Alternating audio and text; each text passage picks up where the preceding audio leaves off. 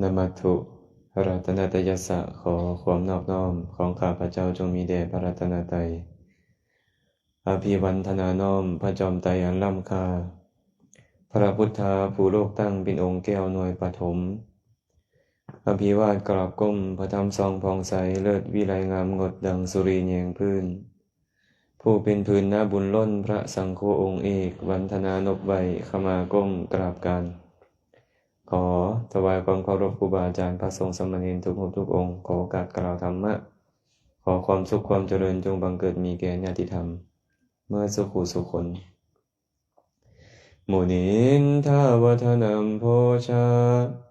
ขัพพาสัมภวะสุนทรีสารนังปานินังวานิไมหังปินะยะตังมะนังขอพระสัทธรรมนำภัยในห่วงแห่งบงกฎคือพระโอษฐ์ของพระจอมมุนีผู้เป็นที่พึงของสัตว์ทั้งหลายจงกระทำใจของข้าพเจ้าให้เอิบอิ่ม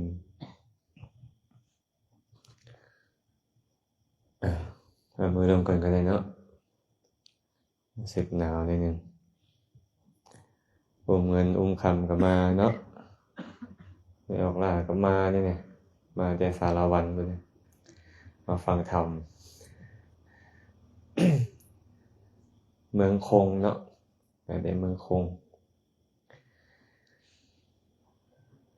เมื่อนี้วันนี้ยังเมื่อนี้วันจันทร์ปะ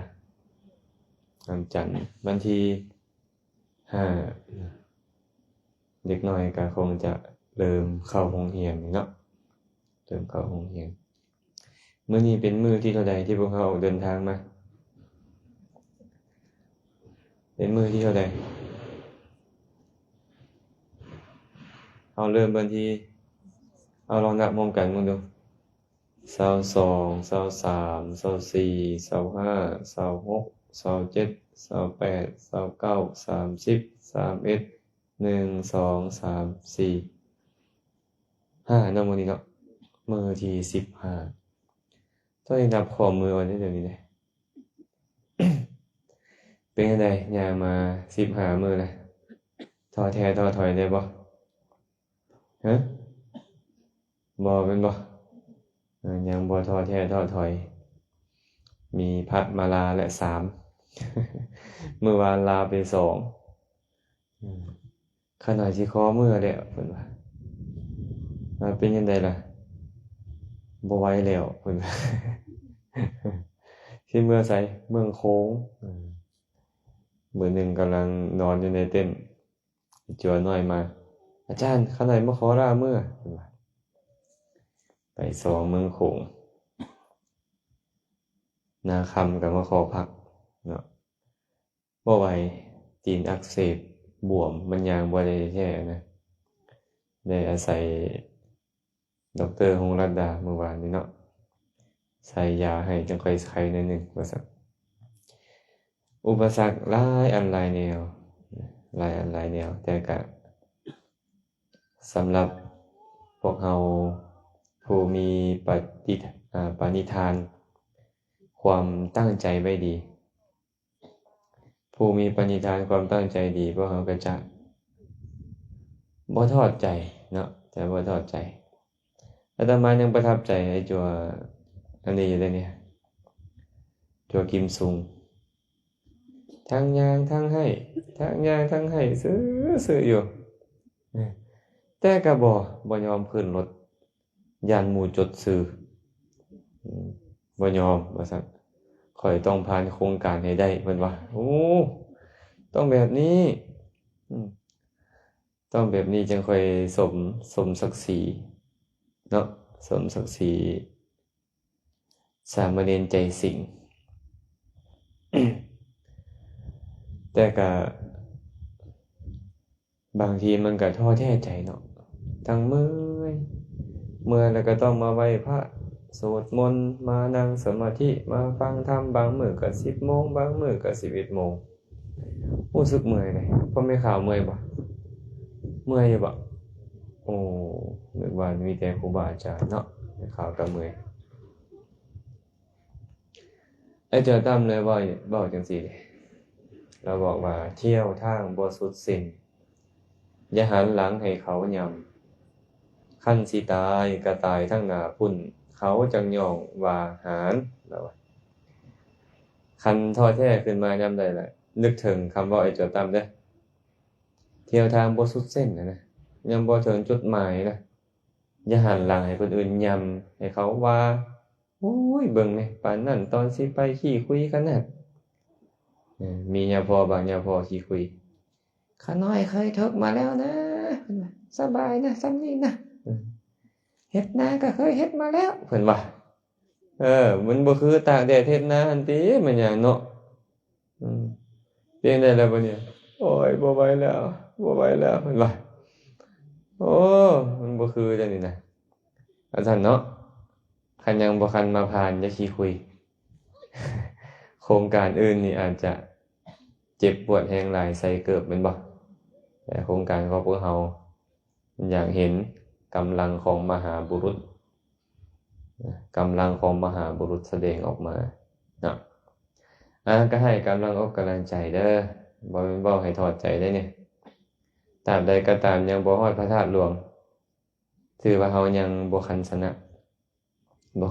กิเลสบ่คันชนะใจตัวเองมื้อใดเห็นธาตุหลวงล้อมล้อแม่นมื้อนั้นแหละมื้อของเฮาประกาศไสยชนะนะเหลืออีกจักมื้อคั่นน่ะผ่านมาแล้ว15มื้อเหลืออีกจักมื้อ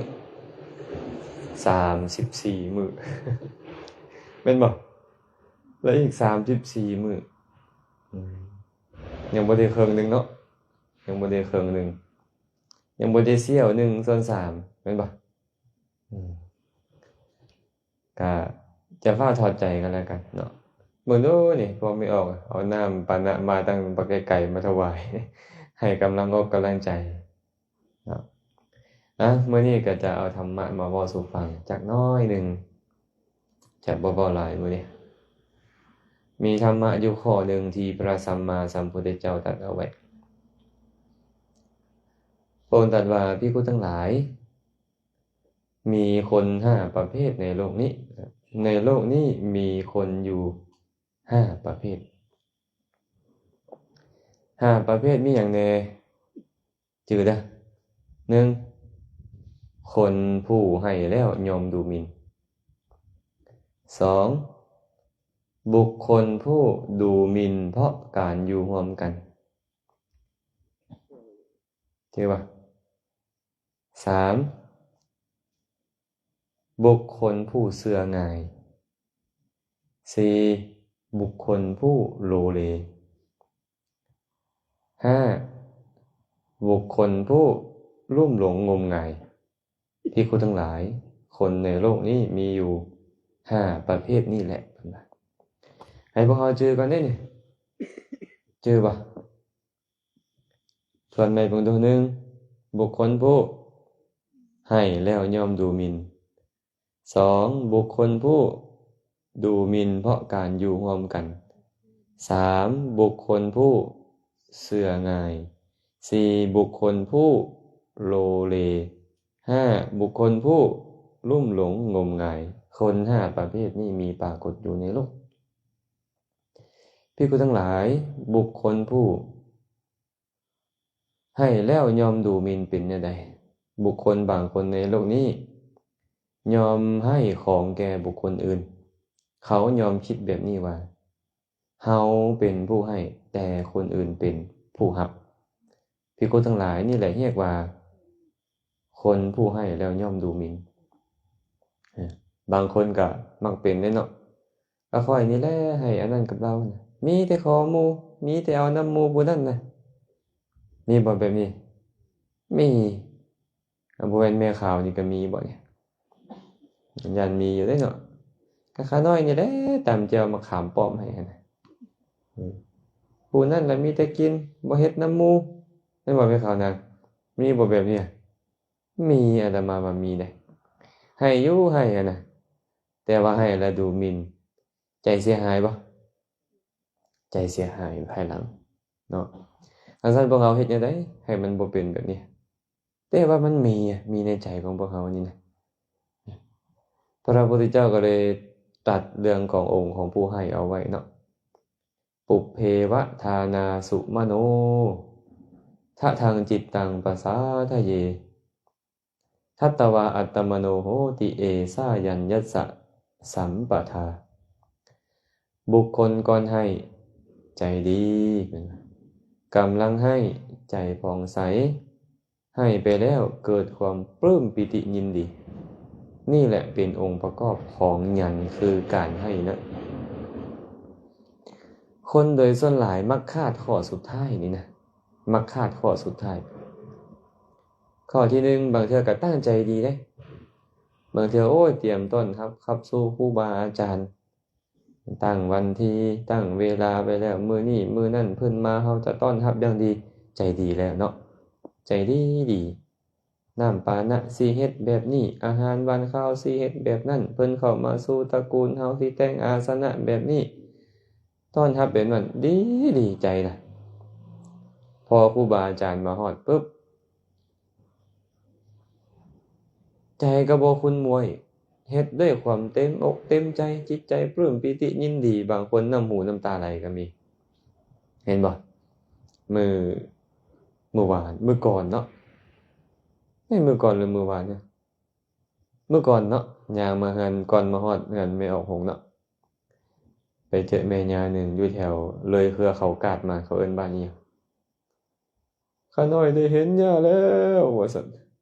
เว้าแล้วให้พร้อมแม่ย่าน่ะเฮาก็อีตนเราอยู่ก็เลียวเบิ่งหน้าเราดนก็บ่ได้เฮาอนุโมทนาบุญนำแม่ย่าเด้อ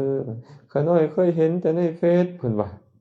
ได้เห็นตัวจริงแล้วดีใจเด้ดีใจเด้เตรียมท่ามื้อนี้มาดนแล้วเพิ่นว่าอยากเห็นครูบาอาจารย์นะเคยฟังแต่ใน Facebook เวลาเพิ่นเทศน์ว่าซั่นติดตามฟังเพิ่นทุกคลิปเลยแหละมื้อนี้ได้เห็นแล้วดีใจแล้วจนสั่นเว้าจนน้ำตาไหลเนาะ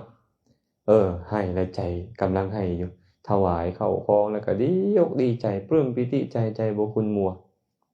บางคนเป็นแบบนี้สุดท้ายมันเนี่ยล่ะให้ไปแล้วนึกถึงโอ้ยอันนั้นข้อยก็ได้ให้เพิ่นได้ใส่ซอยของข้อยได้บริโภคบุญข้อยจังแม่นเจริญเนาะบางคนคิดแบบนี้แม่นบ่ครบถ้วนสมบูรณ์แต่ว่าบางคนบ่แม่นข้อสุดท้ายมักเสียหายมักเสียหายอยู่เด้อมันต้องพัฒนาเนาะท่านจะดูหมิ่นเด้ออย่าดูหมิ่นผู้รับพระพุทธเจ้าได้บอกว่าคนประเภทที่1นี่ให้แล้วดูหมิ่นก็คือแนวนี้แหละมีแต่เฮาให้เขาเป็นผู้รับคนผู้นี้มีแต่รับจากเฮาทั้งนั้นบ่เคยให้เฮาจักเทื่อจังซี่เดี๋ยวมีแต่เอาจากคนอื่นบ่มีการแบ่งปันเลยใจเสียหายตัวนี้แต่ว่าคนแบบนี้มีอยู่ในโลกนี้มีก็อย่าขออย่าให้เป็นเฮาเนาะขออย่าให้เป็นเฮาประเภทที่2นี่ล่ะบุคคลยอมดูหมิ่นเพราะการอยู่ร่วมกันภิกษุทั้งหลายบุคคลยอมดูหมิ่นเพราะการอยู่ร่วมกันเป็นจังได๋บุคคลบางคนในโลกนี้อยู่ร่วมกับคนอื่น2ปี3ปีแล้วยอมดูหมิ่นเพิ่นว่านี่แหละเอิ้นว่าบุคคลยอมดูหมิ่นเพราะการอยู่ร่วมกันเป็นหยังพระพุทธเจ้าคือเว้าอย่างนี้มาดูหมิ่นเพราะการอยู่ร่วมกันเพราะว่าเวลาเฮาอยู่ร่วมกันนี่นะเฮาจะฮู้กันแม่นบ่เคยได้ยินคำว่าไก่เห็นตีนงูเห็นนมไก่บ่ไก่เห็นตีนงูเห็นนมไก่เคยเห็นบ่แต่งลิ้นตีนงูนมตัวไก่เคยเห็นบ่ก็บ่เคย อันนี้เป็นสำนวนว่าฮู้เรื่องราวของกันและกันข้อยก็ฮู้ขี้พื้นเจ้าก็ฮู้ขี้พื้นข้อยนะเอิ้นว่าไก่เห็นตีนงูเห็นนมไก่เมื่ออยู่พร้อมกันไปมันจะเป็นแบบนี้พระพุทธเจ้าจึงบอกไว้แบบนี้ว่าภิกขุทั้งหลายศีลฮู้ได้ด้วยการอยู่ร่วมกันอยู่ไปดนๆจึงฮู้อยู่บ่ดนบ่ฮู้มีปัญญาจึงฮู้บ่มีปัญญาบ่ฮู้ใส่ใจดีจึงฮู้ใส่ใจบ่ดีบ่ฮู้ศีลคือความประพฤติต่างๆนี่นะเฮาจะฮู้กันก็ต่อเมื่อเฮาอยู่ร่วมกันดนๆเห็นกันดำข้างดำคาวอยู่ร่วมกันดำมื้อดำเว้นยังบ่แม่น เหตุจะเป็นเหตุให้ฮู้จักกันดีพอเนาะฉะนั้นต้องอยู่ร่วมกันโดนๆพระพุทธเจ้าก็เลยบอกว่าคนบางคนในโลกนี้อยู่ร่วมกัน2ปี3ปีแล้วยอมดูหมิ่นอย่าเว้ามาได้ข้อยฮู้เจ้าหมดได้เจ้าไปเฮ็ดความชั่วอยู่บ่นี่เจ้าไปเฮ็ดความชั่วอยู่บ่นั่นเจ้าเว้าบ่ดีให้ผู้นี้เว้าบ่ดีได้บ่ข้อยฮู้หมดได้เนี่ยดูหมิ่นเจ้าก็ซ้ำนี่แหละเจ้ามีศีลซ้ำนี่มีคุณธรรมซ้ำนี่อยู่ร่วมกันแล้วดูหมิ่นเป็นแบบนี้ตอนที่ยังบ่คันได้อยู่ร่วมกันยังเคารพนะบางเทื่อเนาะยังเคารพกันยังยำเกรงกันยังให้เกียรติกันพออยู่ร่วมกันไปแล้วลืมบ่เนี่ยโอ้ยผู้นั้นบ่ข่อยไปอยู่นำแล้วพรรษานึงพุ่นเพิ่นว่าบางคนเนาะคันเป็นพระก็ได้ 2-3 พรรษาข่อยอยู่ร่วมมาแล้วสิมีหยังมาแล้วได้บ่นี่ได้อันนี้เห็นบ่คันญาติโยมก็คือโอ้ยแม่ใหญ่นั่นบ่พ่อย่านี่บ่ข่อยไปอยู่นำเราแล้วข่อยฮู้หมดเราเป็นแนวใดนะนี่เอิ้นว่าดูหมิ่นเพราะการอยู่ร่วมกันมีบ่คนแบบนี้ในโลกนี้มีหลายอยู่ว่ะบ้านอันนี้มีบ่บ้านนาทรายนี่ฮะมีอยู่บ่โอ้แสดงบ่แม่นแต่บ้านอาตมาสันบ้านพ่อไม่ออกก็มีอยู่บ้านอาตมานี่มันหลายบ่แม่นแต่บ้านนี่นะวัดอาตมาก็มีหลายเลยนี่แบบนี้เขาเอิ้นว่าสะใภ้เก่าเนาะสะใภ้เก่าเจอเด้อพิมพาพรเด้อสะใภ้ใหม่กับสะใภ้เก่าพระพุทธเจ้าเว้าไปจังซี่เด้ภิกขุทั้งหลายเหมือนอย่างว่าสะใภ้ใหม่ไปอยู่บ้านพ่อผัวแม่ผัวใหม่ๆเขายอมเคารพยำเกรงอย่างแห่งกล้าในสามีในพ่อผัวในแม่ผัวโดยที่สุดแม้แต่คนใช้ในเฮือนเขายอมเคารพยำเกรงแต่พออยู่ร่วมกันโดนเข้าเขากับไหลตะเพิดด่าว่าโต้เถียงเซิงสามีแดบิดามารดาของสามีแดนี่แหละเอิ้นว่าสะใภ้เก่าบ่คือสะใภ้ใหม่เนาะตอนไปอยู่ใหม่ๆนี่โอ้ยเคารพยำเกรงเฮ็ดอีนั่นก็ย้านผิดใจหมู่เกรงใจแท้ๆพออยู่นำหมู่โดนเขาลึงหมดตบหัวหมู่ลิ้นก็มีบางคนแม่นบ่จำเป็นต้องเว้าถึงคำเว้าบางคนหยอกกันเอาตีนยันก้นกันพุ่นแม่นบ่นี่อันนี้อยู่พร้อมกันโดนแล้วเสียหายบ่พอไม่ออกว่าเสียหายเนาะคำเว้าคำว่าบ่ได้มีการเคารพยำเกรงกันแหละระวังได้พวกเฮาก็ได้สะใภ้เก่านี่เสียหายเด้อันอื่นบ่เสียหายได้ใจเสียหายอกุศลครอบงำโดยเฉพาะคนผู้อยู่ไกลครูบาอาจารย์คันลึงหลายแล้วเฮาเริ่มใส่คำเว้าที่บ่เคารพการกระทำก็เริ่มบ่เคารพกุศลของเฮาแทนที่มันจะสูงส่งมันก็น้อยลงเนี่ยลำบากแน่เนี่ยบางเทื่อได้บาปซ้ำอยู่ใกล้ครูบาอาจารย์เริ่มหยอกเริ่มใหญ่ครูบาอาจารย์สมมุติว่าเนาะมีบ่พอไม่ออกเป็นบ่เป็นเนี่ยเริ่มเว้าหยอกเว้าใหญ่ไอ้จัวไอ้เนรเด้เริ่มเว้าหยอกเว้าใหญ่ครูบาอาจารย์เด้เริ่มเล่นได้บ่เนี่ยนั่นแหละ4-5เหตุเพิ่นเอิ้นว่าหาเหตุไปใส่ไปอบายหาเหตุไปเกิดในตระกูลต่ำทั้งที่เฮามีความเคารพอย่างเก่งนี่กุศลมันเกิดหลายแม่นบ่สร้างการไปเกิดในตระกูลสูงเอาว่าแต่อยู่ร่วมกันดนมันมีปัญหาคันซั่นพระพุทธเจ้าเลยบอกว่าจงใส่ใจอยู่เสมอว่าจะเป็นสะใภ้ใหม่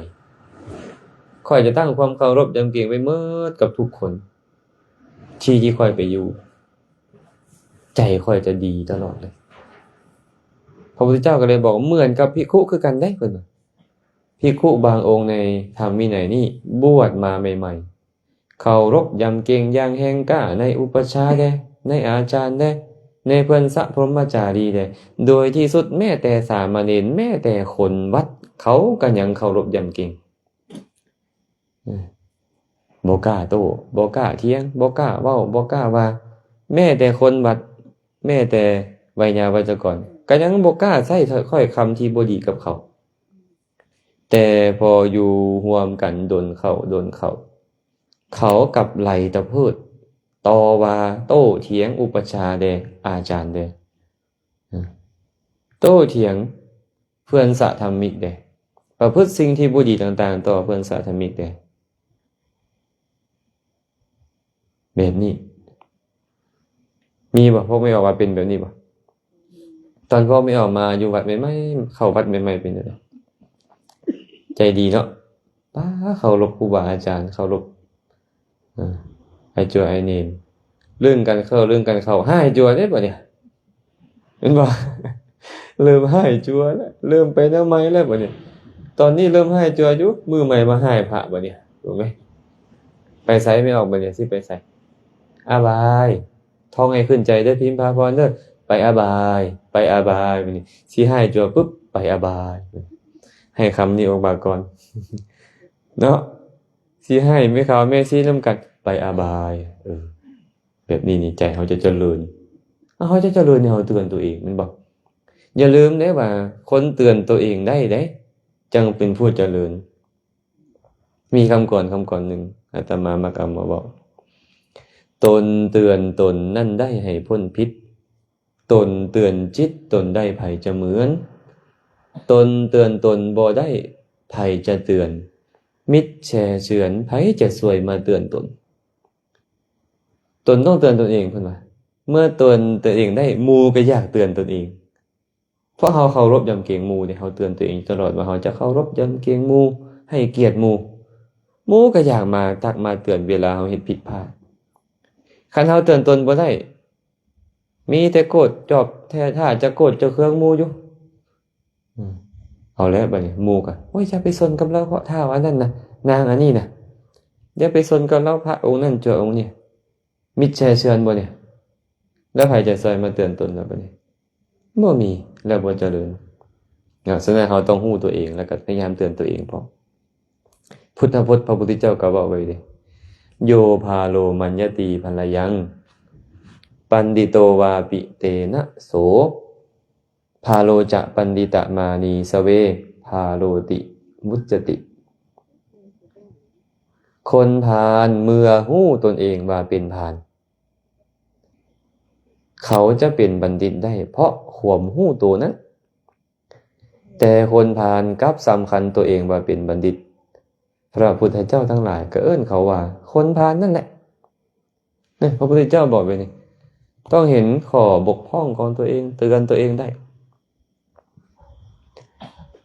ฉะนั้นเขาจะเฮ็ดตัวเหมือนกับหยังสะใภ้ใหม่ท้องขึ้นใจเลยว่าค่อยจะเป็นสะใภ้ไหมค่อยจะเป็นสะใภ้ไหมค่อยจะตั้งความเคารพยำเกรงกับทุกคนเลยที่อยู่ใกล้ตัวค่อยนี่นะให้เกียรติหมู่เคารพหมู่ยำเกรงหมู่เขาจะเป็นคนที่น่าเคารพขึ้นมาทันทีแบบนี้เป็นคนที่น่าฮักนะอันนี้เป็นประเภทที่2เนาะประเภทที่3เด้บุคคลผู้เสื่อง่ายภิกษุทั้งหลายบุคคลผู้เสื่อง่ายเป็นแนวใดบุคคลบางคนในโลกนี้เมื่อมีคนมากล่าวคุณก็ตามกล่าวโทษก็ตามของคนอื่นเขาย่อมน้อมใจไปแต่จะเชื่อโดยส่วนเดียวนี่แหละภิกษุทั้งหลายเรียกว่าคนผู้เชื่อง่ายไอ้คนบางคนนี่โอ้ยกะหูเบาจังเอาเอิ้นว่าหูเบาอาตมาเอิ้นเด้อแต่สำนวนมันบอกว่าตั้งหน้าตั้งตาจะเชื่อเพิ่นว่าหมู่เว้าความดีของคนอื่นเว้าความชั่วของคนอื่นเชื่ออย่างเดียวเพิ่นเนี่ยคันเชื่อความดีกับใครเด้เนาะคันว่ามีคนอื่นมาโจมขวนคนอื่นให้ฟังแล้วเชื่อไปเลยอันนี้มีโทษเด้โทษหลายพร้อมเด้โทษหลายพร้อมเคยมีเรื่องราวเกิดขึ้นเดือนมีนาในสมัยพุทธกาลมีพระ2องค์อยู่นำกันฮักแพงกันเอาเทเอาว่าปานอ้ายน้องคานออกมาจากท้องแม่เดียวกันอาจารย์องค์หนึ่งเพิ่นบวชได้60พรรษาองค์หนึ่งได้59พรรษาแต่ว่าพระผู้น้อยนี่ก็อุปถากดูแลพระเถระดีเฮ็ดเป็นเหมือนกับจั่วน้อยนี่ตัวเองนี่นะเคารพนะเคารพพระเถระรับบาตรรับจีวร ปัดกวาดเช็ดถูกุฏิวิหารให้ซักผ้าอีหยังเป็นต้นให้เฮ็ดดีบ่ดีได้อีหยังมาก็แบ่งปันกันและกันอยู่มามื้อหนึงมีพระธรรมกถึกโอ้ระวังเด้อไอ้ธรรมกถึกนักเทศน์นี่ระวังเด้อบ่อยู่แย่หมู่ผิดกันได้กันได้นี่อาตมานี่บ่คันแม่นนักเทศน์เด้อ เป็นตาเสื้อได้อยู่ แต่นักเทศน์บางคนนี่บ่ได้เลยนะโยมเว้ยเพิ่นไปเทศน์เนาะเทศน์บักม่วนๆเทศน์บักดีๆพระ2องค์นี่เห็นเพิ่นน่ะนิมนต์ให้เทศน์เพิ่นก็เทศน์ให้ฟังป๊าดโทจับใจขนาดเพิ่นเทศน์นี่อยากให้ญาติโยมได้ฟังนำเด้บัดเนี้ยใจดีอ่ะพระ2องค์นี่ใจดีบ่ขี้ทีตระกูลเนาะก็เลยนิมนต์พระธรรมกถึกนี่ว่านิมนต์ท่านอาจารย์ไปเทศน์ให้ญาติโยมพวกเขาน้อยฟังได้ท้อนว่าซั่นให้เขามีสติมีปัญญาเด้ก็พากันไปมื้อนี้ก็ไปเฮือนโยมคนนี้เทศน์ม่วนไพเราะงามในเบื้องต้นท่ามกลางที่สุดญาติโยมก็ปลื้มปีติยินดีใจนำข้าวน้ำซ้ำปลานำวัตถุเข้าของนะเพศัตปัจจัยจีวรถวายมื้อใหม่ก็ไปเฮือนหลังอื่นไปเฮือนโยมอีกคนนึงโยมคนนี้ได้ฟังเทศน์แล้วก็โอ้ยเลื่อมใสศรัทธาถวายจีวรถวายข้าวของมื้อต่อไปก็พาไปเฮือนคนอื่นก็เป็นแบบนี้ได้ฟังเทศน์แล้วนี่นะเพิ่นเทศน์ดีนะปรากฏว่าหลังจากได้ลาภสักการะมาเกิดความโลภขึ้นในใจได้บัดเนี่ยป้าไทบ้านอันนี้เนาะมีแต่คนมีศรัทธาดิถวายข้าวของดีปานนี้เฮ็ดแนวใดเฮาสิได้ข้าวของผู้เดียวเนาะ2องค์นี่สิหนีจากวัดนี้เฮ็ดจังได๋นี่เห็นบ่ใจเสียหายแล้วนี่ลาภสักการะลาภสักการะนี่ฆ่าคนผ่านเด้พระพุทธเจ้าจึงบอกว่าสักกาโลกาปุริสังหันติลาภสักการะยอมฆ่าคนผ่านผู้ชั่วชาติบุรุษผู้ชั่วชาติเหมือนกับหยังล่ะตะจะสารังวะสัพพลังเหมือนกับขีหรือหมากดอกก็ได้ของต้นไผ่ฆ่าต้นไผ่ฉะนั้นต้นไผ่นี่เวลามันออกหมากออกดอกแล้วมันจะตายแม่นบ่เกิดมาตายขีคือกันเลยลาภสักการะนี่มันมักฆ่าคนพาลผู้โง่เขลาระวังได้พวกเราก็ได้ครูบาอาจารย์ก็คือกันญาติโยมก็คือกันได้เวลามีลาภมีสักการะหลายขึ้นเนี่ยมันเฮ็ดให้จิตใจเสียหายมันเป็นปัจจัยให้เฮ็ดความชั่วได้เคยมีศีลเคยมีธรรมเคยเป็นคนดับคนดีกลายเป็นคนชั่วได้เพราะลาภสักการะระวังตัวเนี้ยต้องระวังเด้พระองค์นี้เพิ่นก็เลยไปส่อเสียดบัดนี้ไปเว้าส่อเสียดเข้าไปหาพระเถระก็ไปจมว่าพระผู้น้อยเว้าให้อาจารย์ได้เชื่อแล้วพระผู้ใหญ่ก็ได้ไปหาพระผู้น้อยก็บอกว่าพระเถระจมให้อาจารย์ได้พระผู้น้อยก็เชื่อคือกันสุดท้ายแล้วแตกกัน2องค์เนี่ยบาดหมางกันเป็น100ปีบ่เว้านำกันจักเลยจักแอะเลยสุดท้ายมาฮู้ภายหลังว่าโอ้บ่แม่นเฮาเว้าให้กันเฮาบ่เคยเว้าหยังบ่ดีให้กันนี่พระธรรมกถึกเป็นคนพาลนี่เป็นคนเว้าทั้งๆที่เฮาบ่ได้เว้าความบ่จริงและเว้าส่อเสียดหมู่พร้อมพากันกลับไปขับไล่พระธรรมกถึกนี้เวลาผ่านไป 20,000 ปีพระธรรมกถึกตายตกนรกอเวจีย้อนหยังส่อเสียดเขาแต่ว่า2ตู้นี่เด้พระ2องค์นี้นะเสื้อง่ายเด้เนาะเห็นบ่เสื้อง่ายนี่แตกกันบ่ได้ความสุขตลอด100ปีเบิ่งแม่ไปนั่งสมาธิก็นั่งบ่ได้เฮ็ดอีหยังก็เฮ็ดบ่ได้คิดฮอดกันน่ะคิดฮอดมานำได้ล่ะคิดในสิ่งที่เว้าเป็นหยังคือไปเว้าบ่ดีให้กันเป็นหยังที่ไปเว้าบ่ดีให้กันทั้งๆที่บ่มีการเว้าเลยเสื้อง่ายเกินไปเพิ่นหูเบาเนาะดังนั้นพวกเราก็ต้องได้ระวังตัวนี้อย่าเป็นคนเสื้อง่ายเลยฟังให้ฟังอาตมาเลยมักบอกแบบนี้เวลาเราจะเป็นผู้ใหญ่เป็นผู้นำนี่นะต้องมีหูเป็นร้อยมีตาเป็นพันแต่เฮ็ดให้เหมือนตาบอดเฮ็ดให้เหมือนหูหนวก เฮ็ดได้แม่ย่ามีตาเป็นร้อยมีหูเป็นพันคิดบ่ออกเนาะเป็นจังได๋ตาเป็นร้อยอย่าเบิ่งด้านเดียวเพิ่นว่าตาเป็นร้อยนี่เบิ่งหลายๆด้านของเขาเจ้าอันนี้เอิ้นว่ามีตาเป็นร้อยเบิ่งแต่เฮ็ดเหมือนตาบอดเฮ็ดเหมือนบ่เห็นได้บางเทื่อก็ได้อ้าวสมมุติว่าเห็นบางเทื่อเห็นไอ้จั่วบุญส่วงอยู่ไสจั่วบุญส่วงเป็นคนแนวใดสมมุติเห็นจั่วบุญส่วงไปทีบก้นจั่วสานนท์สมมุติหั้นนะเนาะก็เฮ็ดเหมือนตาบอดได้เฮ็ดเหมือนบ่เห็นได้บ่ซั่นใจเสียหายเนาะใจเสียหายได้มีหูเป็นพันคืออย่าฟังความข้างเดียวฟังความข้างนี้แล้วไปฟังความข้างอื่นอีกแดมาสมเทียบมาพินิจพิจารณาเนี่ยไปฟังความคนอื่นที่เป็นกลางอันเนี่ยที่เห็นเหตุการณ์นั่นเด้เรื่องราวต่างๆฟังแล้วก็เฮ็ดให้เหมือนคนหูหนวกบางเทื่อก็บ่จำเป็นต้องเว้าดอกบางอย่างนั่นน่ะบ่เว้าก็ได้เฮ็ดเหมือนหูหนวกมันบ่ได้ยินบ่แม่นเห็นอีหยังเว้าเบิดก็บ่ได้บ่เว้าเลยก็บ่ได้เด้แต่เพิ่นก็บอกว่าจังซี่ฉะนั้นเนาะนักแน่นเด้อให้นักแน่นขึ้นหั่นนะคันบ่นักแน่นก็จะเป็นคนประเภทเสื่อง่ายใจเสียหายและมักแตกจากหมู่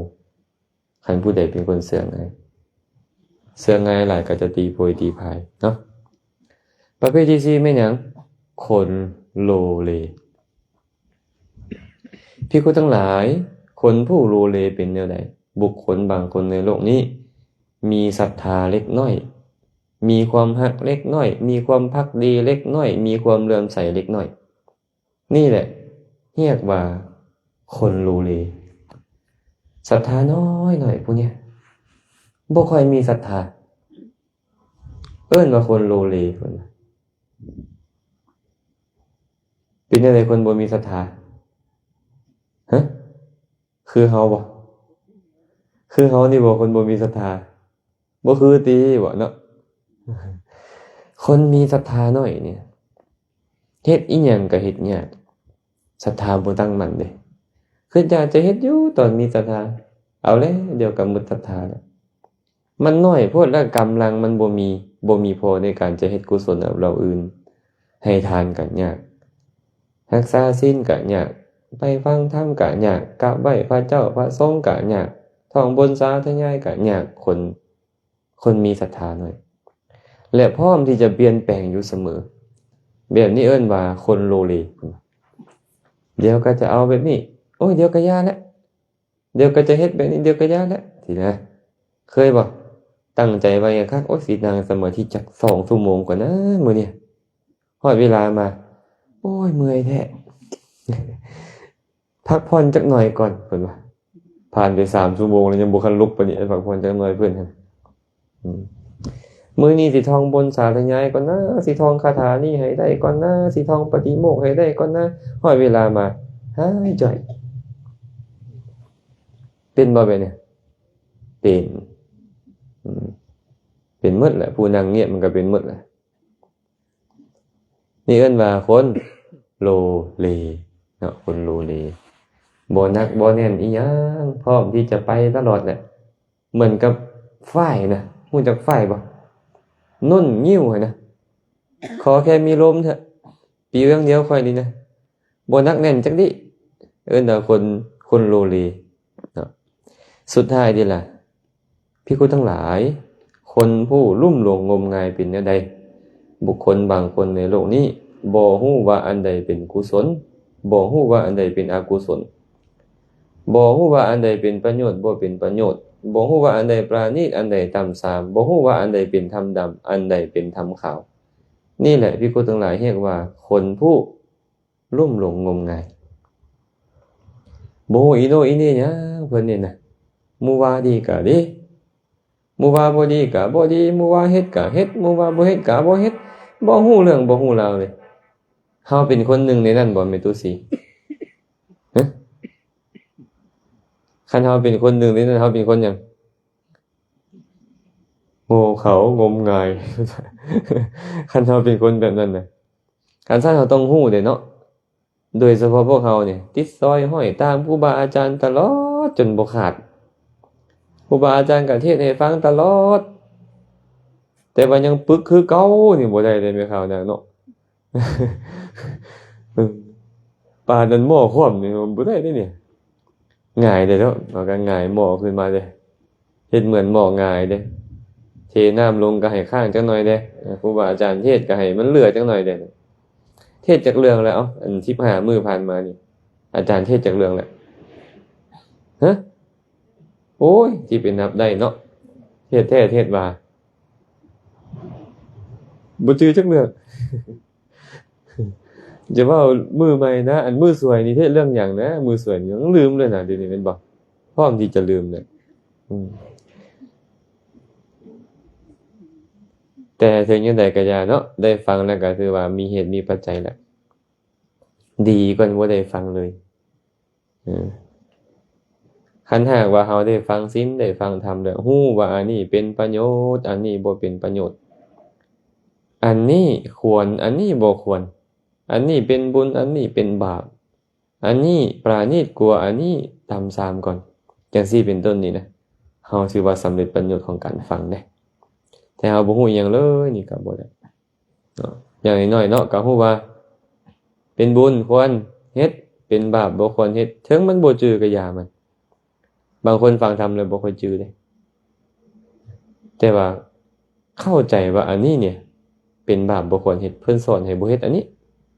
เพิ่นสอนให้บ่เฮ็ดอันนั้นแต่บ่จื้อดอกว่าบุคคลจักประเภทชื่อว่าจังได๋บ่จื้อฮู้แต่ว่าบ่ดีแล้วบ่เฮ็ดดีแล้วเฮ็ดสำเร็จประโยชน์บางคนจื้อหมดได้บางคนจื้อเบิดครูบาอาจารย์เว้าหยังฟังเทศมาอันใดจื้อหมดแต่บ่เฮ็ดจักอย่างก็มีดีบ่แบบเนี้ยก็ดีอยู่น้อยนึงเนาะดีที่ได้ฮู้นะตอนนี้ยังเฮ็ดบ่ได้แต่ภายหลังก็อาจจะเฮ็ดได้แต่บางคนก็บ่จื้อแต่ว่าเข้าใจประพฤติตนได้ดีมีคนบางคนนี่ตั้งใจฟังได้เวลาครูบาอาจารย์เทศน์ตั้งใจฟังดีบ่ปากบ่ติงตั้งใจฟังบ่จื้อแต่พอเข้าใจสำเร็จประโยชน์แล้วแหละเนาะรอบใหม่มาก็จะจื้อรอบใหม่มาก็จะจื้อเอาล่ะเนาะก็จะบ่เว้าหยังหลายได้มื้อนี้น่ะเพราะได้เว้าไว้แล้วว่าจะบ่เว้าหยังหลายก็เว้าเรื่องคน5ประเภทให้ฟังมื้อนี้พระพุทธเจ้าก็สรุปว่าภิกษุทั้งหลายคน5ประเภทนี้แหละมีปรากฏอยู่ในโลกเอาชื่อว่า1บุคคลให้แล้วย่อมดูหมิ่น2บุคคลดูหมิ่นเพราะการอยู่ร่วมกัน3บุคคลผู้เสื่อง่าย4บุคคลผู้โลเล5บุคคลผู้ลุ่มหลงงมงายผู้ใดดีกว่าหมู่5ประเภทเนี่ยบ่ดีจักอย่างเลยเนาะบ่เอาเด้อบ่เอาบ่ให้เป็นบ่ให้เกิดขึ้นกับเฮาจะเอาตัวนึงคืออาจารย์ว่าเมื่อกี้เอาแบบใดเฮาจะเป็นสะใภ้ใหม่ตั้งใจไว้บัดนี้ว่าจะเป็นสะใภ้ใหม่เนาะเอาล่ะมื้อนี้ก็คงจะบ่เว้าอีหยังหลายก็บ่ให้ถามอีกเลยมื้อนี้เด้สิฟ้าพักผ่อน ก็คงจะพอสมควรแล้วอนุโมทนาบุญนำญาติธรรมมื้อสุขคนที่ได้สละเวลามาร่วมกันไหว้พระสาธยายธรรมเจริญจิตตภาวนาและก็ฟังธรรมขอให้บุญกุศลนี้จงเป็นปัจจัยอำนวยอวยไสให้ทุกคนทุกท่านจงได้ประสบพบเจอแต่ความสุขปราศจากทุกข์ทั้งปวงหากปรารถนาสิ่งหนึ่งประการใดอันเป็นไปในทางที่ชอบประกอบด้วยธรรมแล้วก็ขอให้ความปรารถนาของทุกคนทุกท่านจงสำเร็จโดยทั่วกันทุกท่านทุกคนเทอญ